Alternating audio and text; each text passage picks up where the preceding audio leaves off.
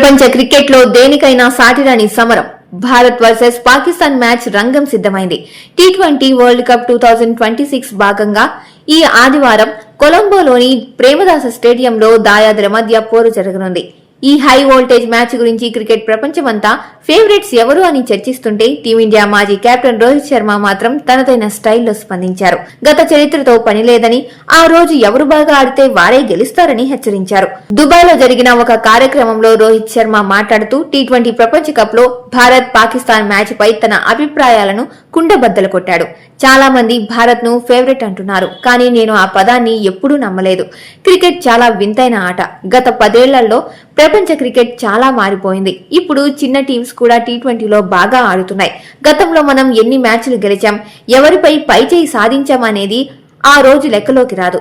మైదానంలో దిగాక ఏ జట్టు అయినా అత్యుత్తమ ప్రదర్శన ఇస్తుందో వారికే ఆ 2 పాయింట్లు దక్కుతాయి. నిర్లక్ష్యంగా ఉంటే మాత్రం ఇంటికి ఖాళీ చేతులతో వెళ్లాల్సి వస్తుంది అని రోహిత్ చాలా ఘాటుగా హెచ్చరించారు.